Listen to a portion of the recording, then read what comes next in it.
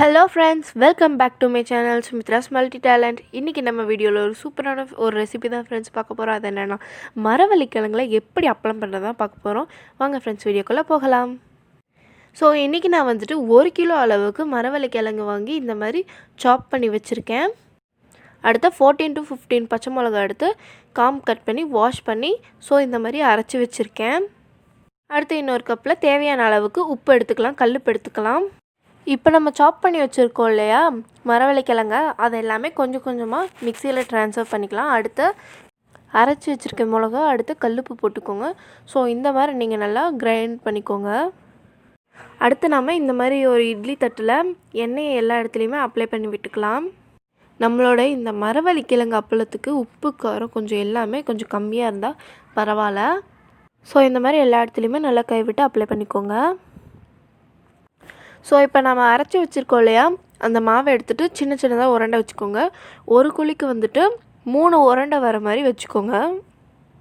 அடுத்து ஒரு குக்கர் எடுத்து அதில் கொஞ்சமாக தண்ணி ஊற்றி ஸ்டாண்ட் வச்சுட்டு அதுக்கு மேலே இட்லி தட்டெல்லாம் வச்சுருங்க. இது 10 நிமிஷம் வேக வச்சா போதும். இதை வந்துட்டு நாங்கள் எங்கள் வீட்டில் கிழங்கு பால் ஸ்நாக்ஸ்ன்னு சொல்லிட்டு அப்படியே சாப்பிட்லாம். குழந்தைங்களுக்குலாம் ரொம்பவே பிடிக்கும் இது.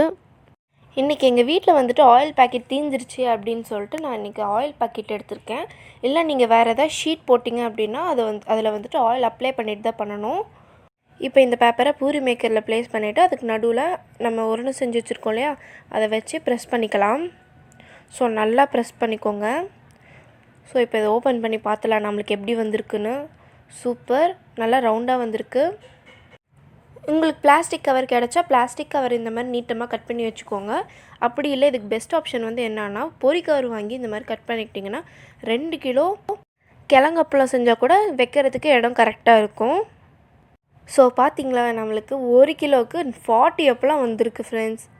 இன்னொரு முக்கியமான விஷயம் என்னென்னா, நம்மளுக்கு கிழங்கப்பளம் வந்துட்டு நல்லா மெலிசாக வரணும் அப்படின்னா இந்த உருண்டை வச்சோம் இல்லையா, அது சூடாக இருக்கிறப்பயே ப்ரெஸ் பண்ணாதான். ஆறி போயிடுச்சு அப்படின்னா நம்மளுக்கு மொத்தமாக தான் வரும். இது பார்த்திங்கன்னா செகண்ட் டே ஆச்சு. இப்போ இதை வந்துட்டு எல்லாத்தையுமே இப்படி நம்ம எடுத்து திருப்பி போட்டு வச்சிடணும். அப்போ தான் பின்னாடி பக்கமும் காயும். நெக்ஸ்ட் இது வந்துட்டு 3rd டே. ஸோ பார்த்திங்களா, எல்லாமே சூப்பராக காஞ்சிருக்கு. இது எல்லாத்தையுமே ஒரு பிளாஸ்டிக் பாக்ஸில் போட்டு ஸ்டோர் பண்ணி வச்சுக்கலாம். சரி வாங்க, இதை இப்போ நம்ம பொரிச்சு பார்த்துடலாம் எப்படி இருக்குன்னு.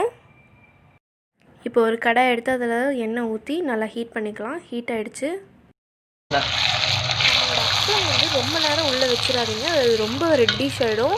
ஸோ நம்மளுக்கு அவ்வளோ ரெட்டிஷாக ஆகக்கூடாது. ஸோ இந்த பார்த்திங்களா, இந்த மாதிரி ஒயிட் கலரில் நம்மளுக்கு கிடைக்கணும்.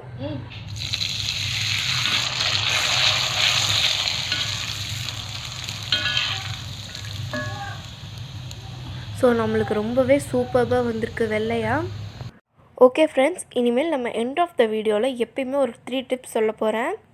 அதனால் நம்ம வீடியோவை ஸ்கிப் பண்ணாமல் கடைசி வரைக்கும் பாருங்கள், மிஸ் பண்ணிடாதீங்க. ஓகே, நம்மளோட ஃபர்ஸ்ட் டிப்ஸ் என்னென்னா கார்டனிங்கான டிப்ஸ். ரோஜா செடியில் மொட்டு கம்மியாக வருதுன்னா கவலைப்படாதீங்க. நம்ம அரிசி வாஷ் பண்ண தண்ணி இருக்கு இல்லையா, அது கொஞ்சம் நல்லா புளிக்க வச்சு ரூட்ஸில் ஊற்றுனீங்க அப்படின்னா கொஞ்ச நாள்லேயே நிறைய மொட்டு வர ஆரம்பிச்சிடும்.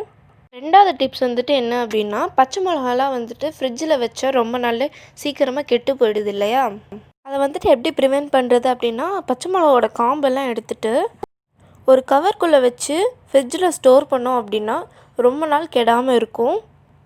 அடுத்து 3வது டிப்ஸ் என்னென்னு பார்த்துடலாம்.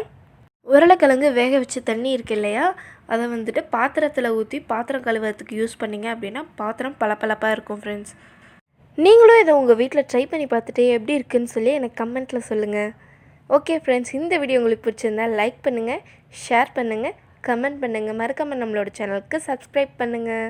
ஓகே ஃப்ரெண்ட்ஸ், பாய்.